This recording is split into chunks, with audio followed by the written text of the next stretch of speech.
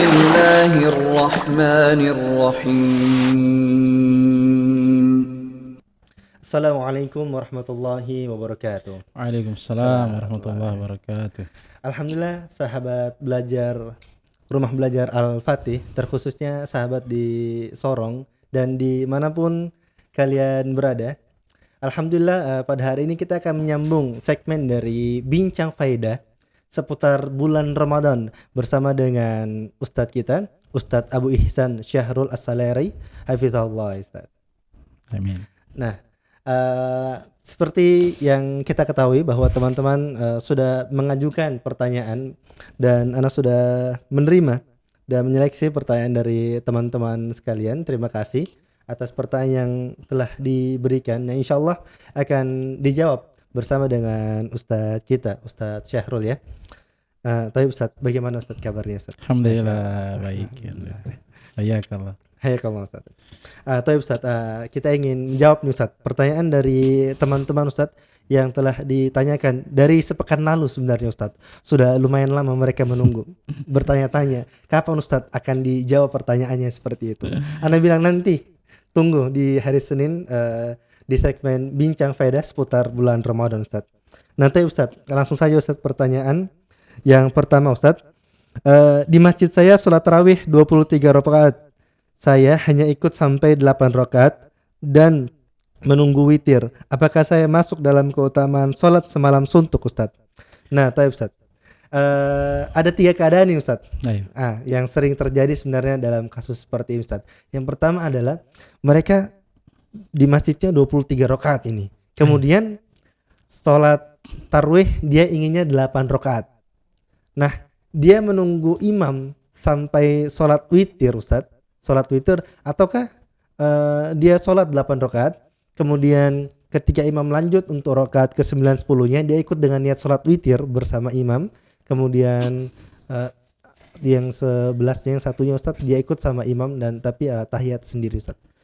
Kemudian yang ketiga adalah dia sholat witir, sholat tarwih di masjid Ustadz, atau dia pulang saja kemudian melaksanakan sholat witir di rumah Ustadz. Nah, bagaimana Ustadz? Baik. Bismillahirrahmanirrahim. Alhamdulillahirabbil alamin. Wassalatu wassalamu ala al-mab'uts rahmatan lil alamin. Nabiyina Muhammadin wa ala alihi wa ashabihi wa sallama tasliman mazida amma ba'd. Hal yang paling pertama untuk kami ingatkan, yang tentunya kita telah maklumi bersama bahwasanya salat tarawih itu adalah salat sunnah yang dilakukan pada bulan Ramadan secara berjamaah. Nah, dan tidak tersembunyi bagi kaum muslimin akan keutamaan yang besar di balik syariat salat tarawih tersebut. Disebutkan di dalam hadis Abu Hurairah radhiyallahu taala anhu, hadis yang diriwayatkan oleh Imam Bukhari demikian juga Imam Muslim. Kata Rasulullah sallallahu alaihi wasallam, "Man qama Ramadhana imanan wa ihtisaban, ghufira lahu ma taqaddama min dhanbihi." Ya, barang siapa yang menegakkan salat pada bulan Ramadan itu salat lail, salat tarawih, ya, karena keimanan dan ihtisab mengharapkan pahala di sisi Allah Subhanahu wa taala, ghufira lahu ma taqaddama min dhanbihi. Ya, ini ada janji dari atau kabar dari Nabi sallallahu alaihi wasallam pengampunan dosa, ya, dan tentunya kita semua butuh dengan hal tersebut, ya. Siapa di antara kita yang tidak terjatuh dalam perbuatan dosa, ya, kita mengharapkan ampunan dari Allah Subhanahu wa taala dengan melakukan salat tarawih tersebut, ya. Kemudian dalam riwayat yang lain disebutkan bahwasanya seorang ketika dia salat tarawih sampai imamnya selesai, ya, dia artinya mengikuti dari awal sampai selesai, maka dia mendapatkan keutamaan yang lain, ya. Disebutkan dalam hadis Abu Dzar yang diriwayatkan oleh Ashabus Sunan, itu Imam Abu Dawud, Imam At-Tirmidzi, Imam An-Nasai, Imam Ibnu Majah. Ya, kata Rasulullah sallallahu alaihi wasallam, "Innar rajula idza qama ma'a imamihi hatta yansarifa kutiba lahu qiyamul lailah." Sungguhnya seorang itu ketika dia salat bersama dengan imamnya. Maksudnya di sini salat tarawih, ya, salat tarawih, karena hadis ini Nabi sallallahu alaihi wasallam sampaikan ketika para sahabat meminta supaya Nabi sallallahu alaihi wasallam salat bersama mereka di bulan Ramadan. Maka Nabi mengatakan sesungguhnya seorang apabila salat bersama dengan imamnya sampai imamnya selesai, maka dia mendapatkan keutamaan seperti orang yang salat semalam penuh. Nah, ini yang didapatkan. Tapi ini dengan syarat dia salat bersama dengan imam sampai imam selesai, sampai imam salam. Sampai imam selesai. Iya, ini ya keutamaannya bisa didapatkan kalau seperti itu dia ikut dari awal sampai akhir. Adapun seperti yang ditanyakan tadi, di masjid di mana dia salat itu ternyata imamnya salat 23 rakaat. Dan itu salat lail itu memang asalnya dia tidak ada batasan. Nih, karena Nabi SAW telah menyebutkan di dalam hadis salatul laili mathna mathna. Salat malam itu dua rakaat. Ya, jadi kalau mau 11 rakaat, mau 13 rakaat, mau 21 rakaat, 23 rakaat atau lebih dari itu tidak ada masalah. Yang penting mampu.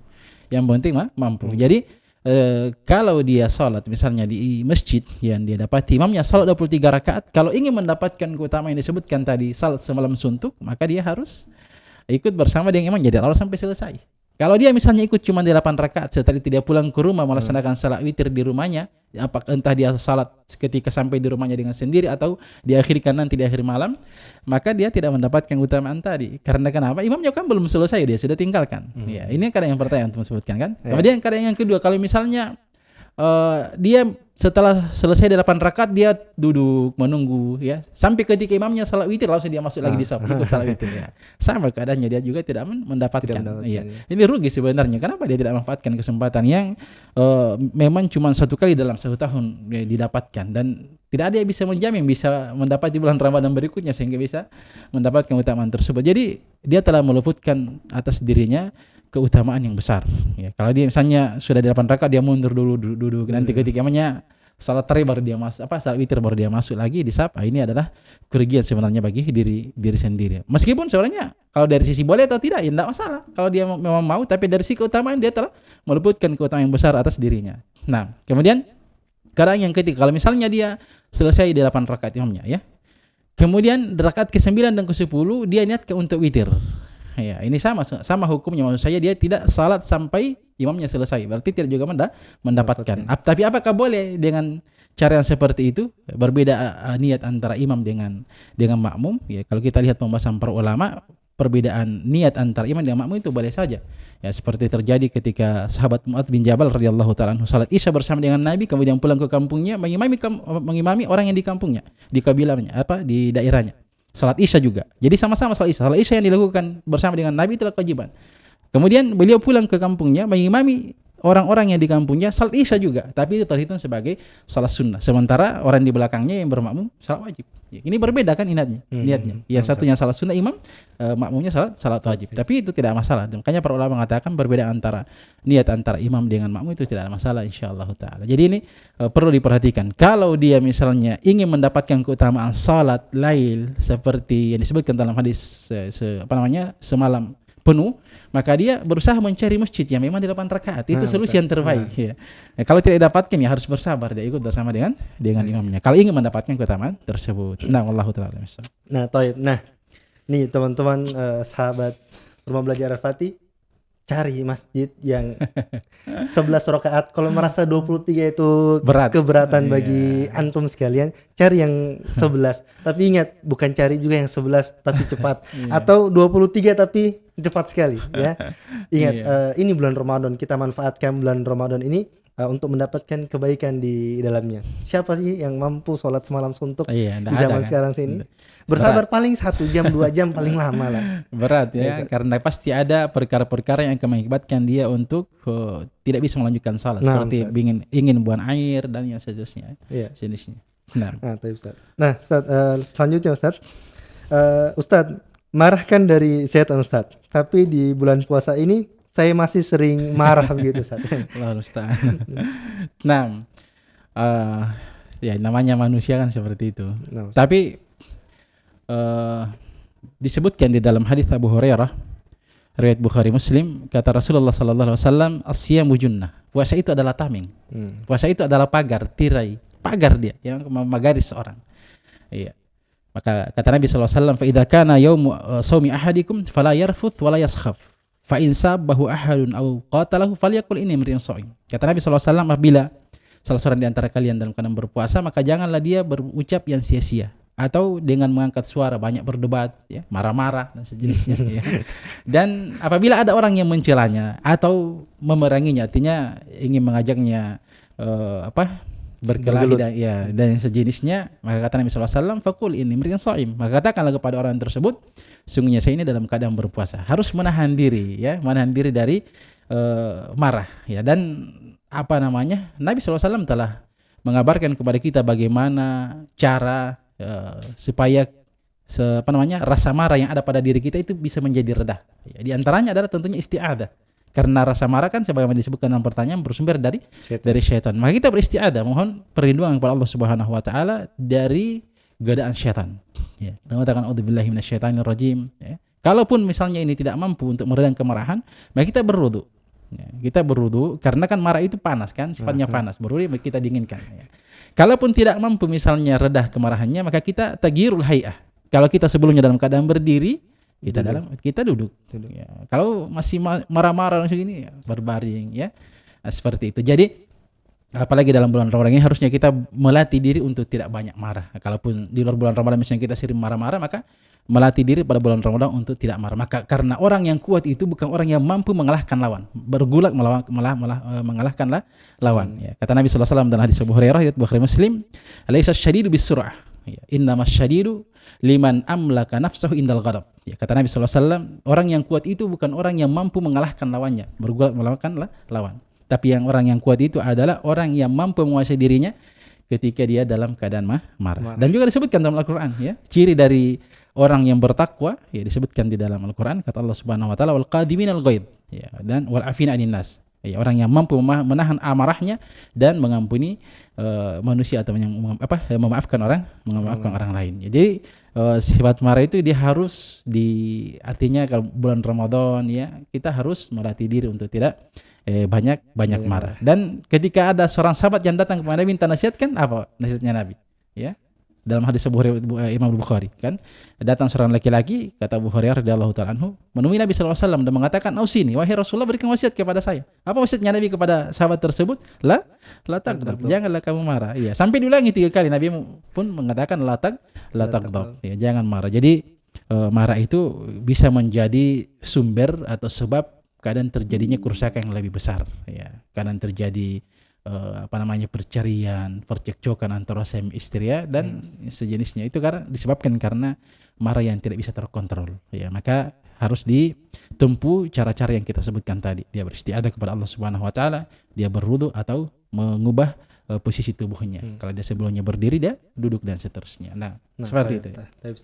Nah, buat teman-teman ini, apalagi di bulan puasa ini, jauhi marah-marah begitu, bertengkar, sia-sia nanti puasanya jadi, ya.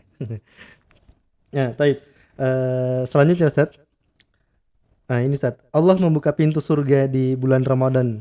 Tapi saya mendengar khutbah Jumat yang dimaksud pintu surga itu adalah pintu kebaikan, Ustaz. Jadi dia mengatakan bahwasanya pintu surga itu maksudnya itu adalah pintu kebaikan, Ustaz. Ya. Jadi memang disebutkan dalam beberapa riwayat, termasuk dalam Sahih Bukhari dan juga Sahih Muslim, dari sahabat Abu Hurairah radhiyallahu taala anhu, ya, Rasulullah sallallahu alaihi wasallam bersabda, "Idza jaa Ramadan, futtihat abwabul jannah wa ghullikat abwabun nar wa sulsilatis syayatin." Kata Rasulullah sallallahu alaihi wasallam, apabila telah datang bulan Ramadan, maka pintu-pintu surga dibuka, pintu-pintu neraka ditutup, dan para syaitan dibelenggu. Ya. Di sini disebutkan bahwasanya pintu-pintu surga. Ya. Kalau ada yang mengatakan bahwasanya dimaksud dengan pintu-pintu surga di situ adalah pintu-pintu kebaikan, maka kita mengatakan hal tersebut ketika kita melacak dari keterangan para ulama syarat tentang hadis tersebut kita tidak dapatkan. Ya. Kenapa? Karena memang pintu-pintu kebaikan itu dibuka bukan hanya pada bulan Ramadan.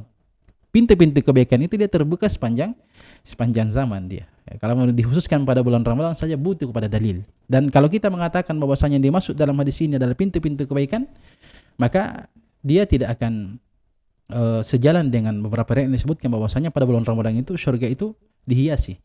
Surga itu dihiasi. Jadi memang dipahami hadis ini secara zahir dia. Yang dibuka itu adalah pintu-pintu surga sebagai rahmat, motivasi, dorongan kepada kaum muslimin agar supaya bersemangat melakukan ibadah, melakukan ketaatan, berbagai macam perkara-perkara yang disyariatkan, sehingga dengan cara yang seperti itu dia bisa masuk ke dalam surga. Nah, jadi kalau dikatakan yang dimaksud di situ adalah pintu-pintu kebaikan, maka kita mengatakan pintu-pintu kebaikan itu senantiasa terbuka kapanpun seorang itu ingin melakukannya. Nah, wallahu ta'ala a'lam bissawab. Insyaallah. Tapi Ustaz, pertanyaan berikutnya, apa saja tanda-tanda bahwasanya puasa itu diterima oleh Allah Subhanahu wa taala, Ustaz? Baik. Tanda-tandanya ini, Ustaz. Iya, jadi kalau Kita kita merasa lapar ini tanda-tandanya Ustaz. Haus yang tidak tertahankan mungkin. iya, iya, iya, iya. Nah, jadi ini sebenarnya perkara yang juga pernah dibahas oleh para ulama. Di antara yang menyebutkannya adalah Al-Imam Ibnu Rajab rahimahullah taala dalam kitabnya Lataiful Ma'arif. Iya. Kata beliau anna mudawamat as-siyam ba'da siyami Ramadan alamatun liqabuli shaumi Ramadan. Kata beliau sesungguhnya terus-menerus berpuasa setelah selesainya bulan Ramadan itu merupakan tanda bahwasanya puasa Ramadan diterima. Ya. Itu merupakan tanda. Karena memang ketika kita keluar dari bulan Ramadan masih ada syariat berpuasa. Ada puasa 6 hari di bulan Syawal. Ya, seperti yang disebutkan di dalam hadis Abu Ayyub Al-Ansari riwayat Muslim. Kata Rasulullah SAW, "Man shoma Ramadan, thumma atba'ahu sitta min Syawal, kana kasyamid dahar." Barang siapa yang berpuasa pada bulan Ramadan, kemudian dia mengikutinya puasa 6 hari di bulan Syawal, maka baginya seperti puasa sepanjang tahun. Ya, kenapa? Karena al-hasanatu bi asyri amsalihha. Satu kebaikan itu dilipat gandakan menjadi 10 kali lipat. Sebagaimana disebutkan dalam Al-Qur'an, "Man jaa bil hasanati falahu asyru amsalihha." Barang siapa yang melakukan sebuah kebaikan, maka akan dilipat gandakan menjadi 10 kali lipat. Jadi kalau 1 bulan kan dikali 10 menjadi 300. Kan? 10 kali 30 kan 300. Ya, kemudian 6 harinya kan dilipat gandakan menjadi 10, menjadi 60, menjadinya 360 hari. Ya, itu sama dengan sepanjang tahun. Sepanjang tahun 10, satu tahun. Nah, jadi disebutkan bahwasanya di antara tanda atau tanda diterimanya puasa itu adalah konsistennya senantiasanya seorang itu melakukan puasa ketika keluar dari bulan Ramadan. Ya, karena disebutkan fa inna thawabal hasanati al hasanatu ba'daha. Karena balasan dari kebaikan itu adalah kebaikan yang datang setelahnya.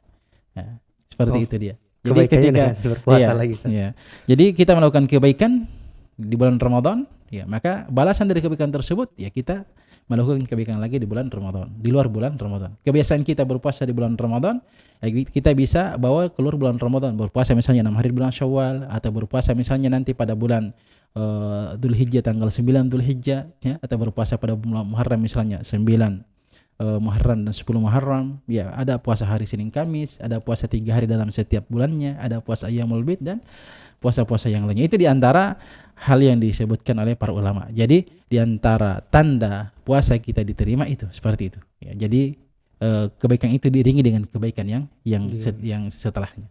Fa idza faragta fansab. Ya, seperti itu kan dalam Al-Qur'an. Jadi kebaikan itu bukan selalu kita diberikan kebaikan, tapi mungkin diberikan kebaikan untuk melakukan amalan itu di luar bulan puasa ya Ustaz. Ya.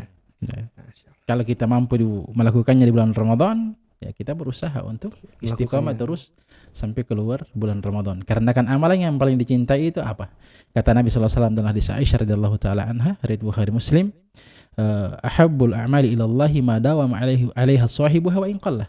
Kata Nabi sallallahu alaihi wasallam, amalan yang paling dicintai oleh Allah Subhanahu wa taala adalah amalan yang continue pelakunya di atasnya, meskipun amalan itu sedikit. Amalan itu sedikit. Nah, jadi harus istiqamah, harus continue dalam melakukan ketaatan kepada Allah Subhanahu wa taala. Jangan hanya pada bulan Ramadan saja rajin. Ya, dibawa keluar dari bulan Ramadan. Ketika ada kesempatan untuk berbuat amalan soleh, ya, berpuasa misalnya, ada hal-hal yang waktu yang disunnahkan di situ untuk berpuasa, kalau dia mampu dia berpuasa. Nah, wallahu taala alam bissawab. Tapi Ustaz, pertanyaan berikutnya Ustaz. Nah, ini keren Ustaz. Saya mau bertanya Kak. Pakai bahasa Papua. Ya, pakai bahasa Papua ini Ustaz. Saya mau bertanya, kalau selama hamil belum pernah bayar fidyah itu bagaimana? Jadi orang ini sudah kurang lebih 3 kali lah Ustaz. 3 kali hamil. Tapi belum pernah bayar fidyah. Nah, itu bagaimana ini Ustaz? Tayyib, yang pertama yang harus diketahui oleh seorang perempuan yang hamil atau menyusui, kalau dia mampu berpuasa maka dia wajib berpuasa. Karena karena tidak semua perempuan yang hamil, demikian juga tidak semua perempuan yang menyusui itu tidak mampu berpuasa. Ya. Kalau dia mampu kuat berpuasa, dia berpuasa. Ya. Adapun kalau dia tidak mampu, ya, maka di sini ada keringanan baginya untuk berbuka puasa di siang hari di bulan Ramadan. Berdasarkan hadis Anas bin Malik radhiyallahu taala anhu, ya, kata Nabi sallallahu alaihi wasallam, "Innallaha wada'a syatras salatil musafir. Sungguhnya Allah Subhanahu wa taala memberikan keringanan separuh salat untuk orang musafir. Ya.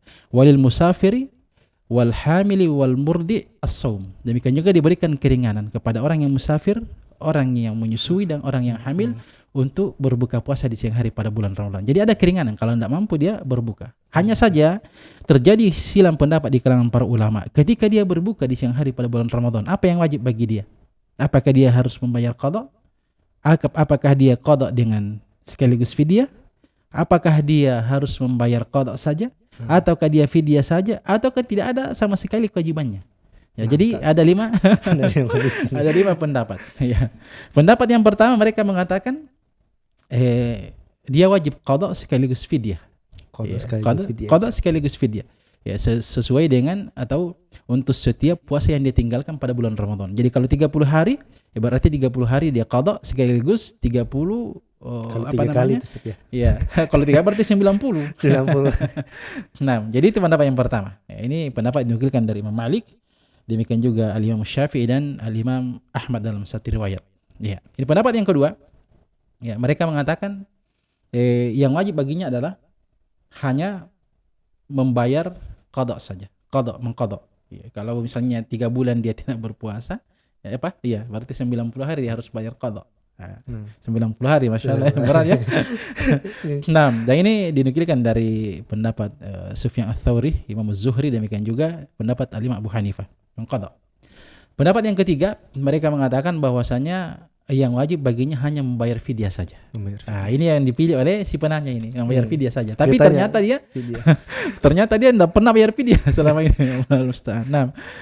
Nah, ini pendapat yang difatwakan oleh sahabat Abdullah bin Abbas radhiyallahu taala anhuma. Demikian juga difatwakan oleh sahabat Umar bin Khattab, dan pendapat ini yang dikuatkan oleh Syekh Al-Albani rahimahullahu taala. Ya, membayar fidyah saja. Ini ringan kan? Ya. Tapi bersamaan dengan itu ternyata penanya dia tidak membayar fidyah. Nah, itu bagaimana Ustaz bayar fidyahnya Ustaz? Nah, taib. Sebentar dulu ya. Kita selesaikan. Selesaikan dulu. Pendapat yang keempat, ya. Keempat atau kelima? Keempat. Ya, keempat. Pendapat yang keempat, dia rinci. Kalau dia orangnya lagi hamil, maka kewajibannya mengqada.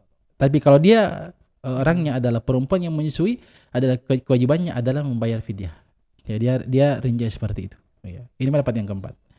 Dan pendapat yang kelima, pendapatnya Al-Imam Ibnu Hazm. Tidak ada sama sekali kewajibannya. Tidak mengqada dan tidak membayar fidyah. Ini mungkin akan pilih yang ini ya Ustaz. Nah, ini pendapatnya Al-Imam Ibnu Hazm rahimahullah taala. Tapi pendapat yang selama ini saya cenderung kepadanya adalah pendapat yang pendapat yang ketiga yang mengatakan fidyah. Ya, karena itu adalah fatwa dari sahabat Abdullah bin Abbas, demikian juga fatwa dari sahabat Abdullah bin Umar, dan disebutkan oleh para ulama bahwasanya tidak ada sahabat yang lain yang menyelisihi. Tidak ada sahabat lain yang menyelisih fatwa mereka. Jadi ketika sahabat Abdullah bin Abbas mendapati seorang perempuan lagi hamil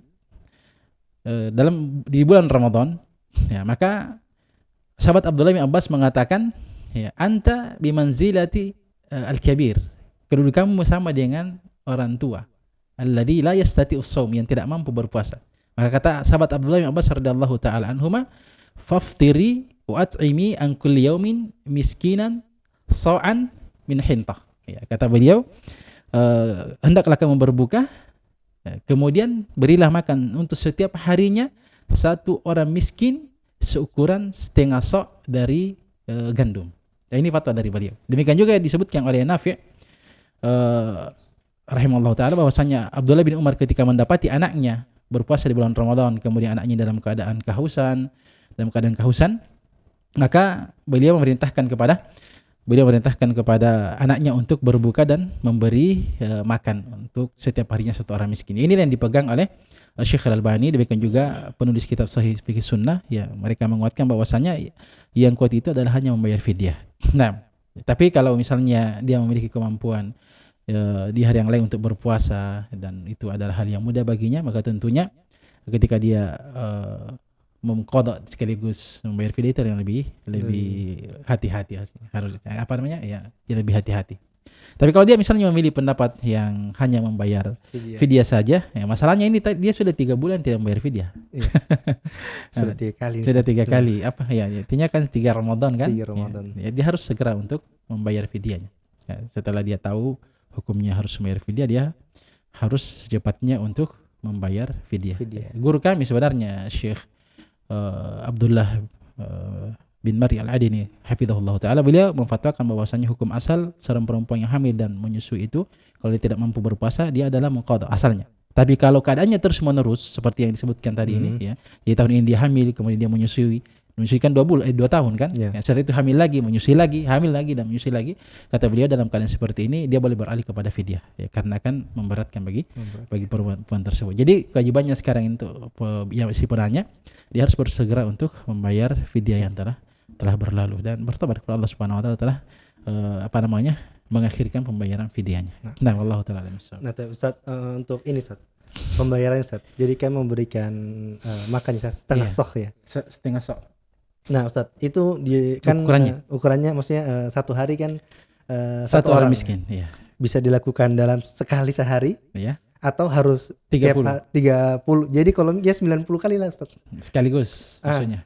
Kan Jadi- 3 Iya, bulan 3 bulan, 90. Nah, apa itu harus bisa dilakukan sekaligus 90 orang gitu atau satu hari harus Satu-satu berpisah begitu maksudnya, iya. Nah, jadi harus berurut. maksudnya dilaksanakan di bulan Ramadan saja Iya. atau di luar Ustaz? Nah, jadi tentang pembayaran fidyah itu bisa dengan 2 cara. Cara yang pertama dia menyiapkan makanan. Makanan satu kali makan siang kah atau makan malam. Kemudian dia undang orang miskin. Mengundang orang miskin sesuai dengan jumlah hari yang dia tidak berpuasa pada bulan Ramadan. Misalnya 30 hari. Ya, dia undang 30 hari makan, dia jamu makan malam atau 30 orang, Iya, 30 orang ya. 30 orang dia jamu untuk makan malam atau makan siang. Itu bisa. Atau dia kasih dalam bentuk beras mentah. Beras Ya. mentah. Ya, beras misalnya kan disebutkan setengah sak kan, nisfu sa'in. Setengah sak itu ukurannya dia satu sak itu kan 4 tangan seorang laki-laki yang yang tidak terlalu besar dan tidak terlalu kecil, yang pertengahan. Ya, dan kalau kita ukur dengan kilo, para ulama itu berbeda pendapat karena masing-masing berbeda ukuran tangannya kan. Ya, sebagian mengatakan 2,5 kilo. Ada yang mengatakan kalau fatwa dari Syekh bin Baz satu sok itu adalah 3 kilo. Jadi kalau kita mengatakan 3 kilo berarti setiap harinya dia harus mengeluarkan 1,5 kilo ya, 1,5 kilo setiap harinya dia kasih kepada orang miskin. Kemudian apakah harus pada bulan Ramadan? Tidak harus pada bulan Ramadan. Iya. Dia tidak harus pada bulan Ramadan. Hanya saja jangan dia mendahului. Misalnya dia tahu kalau bulan Ramadan ini kan misalnya kita bawa kepada seorang orang tua misalnya kan dia orang tua tidak mampu berpuasa. Dia mau keluarkan misalnya fidyahnya di bulan Sya'ban. Ini yang para ulama mengatakan tidak boleh. Nanti masuk bulan Ramadan baru membayar fidyahnya. Atau setelah keluar dari bulan Ramadan baru dia bayar fidyahnya. Nah, jadi seperti itu. Tidak mesti harus bulan Ramadan dan juga tidak mesti harus berturut-turut atau sekaligus, tidak. Ya, bisa diberikan secara terpisah-pisah. Misalnya hari ini cuma 5 orang, ya. Pekan depan misalnya 5 orang lagi, ya pekan depannya lagi 5 orang lagi, itu tidak ada masalah. Yang penting sesuai dengan jumlah hari yang ditinggalkan puasa pada bulan Ramadan. Nah, itu yang harus diperhatikan. Nah, kalau diberikan dalam bentuk nasi kotak gitu saat sekarang itu apa itu kita lebih boleh simpel. lebih simpel ya. Iya, bagus ya gitu. Kalau dalam bentuk nasi kotak baru dibagi itu lebih bagus. Iya, lebih hemat. Iya, artinya tidak terlalu repot kan? Tidak terlalu repot. Ya, itu rata-rata sekarang banyak yang begitu ya. Bahkan ada yang buka jasa catering gitu ya. Memang sengaja ditulis ya. Bagi yang mau misalnya bayar fidyah bisa hubungi kami kan. Ya, sesuai dengan permintaan apa yang mau dimasakkan kan. Ya, tinggal jadi pembicaraan antara yang ingin membayar fidyah dengan yang buka catering tersebut. Nah, syukron Ustaz. Atau mudah-mudahan bisa menjadi pencerahan untuk yang bertanya sehingga tidak bingung lagi nih bagaimana saya bayar fidyahnya lagi. Disegerakan ya untuk pembayaran fidyahnya. Nah, buat teman-teman jangan lupa ya untuk share dan subscribe dan mendukung terus Rumah Belajar Al-Fatih agar kami terus semangat membahas pertanyaan-pertanyaan dari teman-teman seputar bulan Ramadan atau mungkin tentang adab sehari-hari dan membayar zakat sehingga kita terus semangat untuk berkreasi dan menjawab setiap pertanyaan dari teman-teman. Syukran, jazakumullahu khairan ya Ustaz ya. Ayo. Ya. Wa iyyakum. Assalamualaikum warahmatullahi wabarakatuh. Waalaikumsalam warahmatullahi wabarakatuh.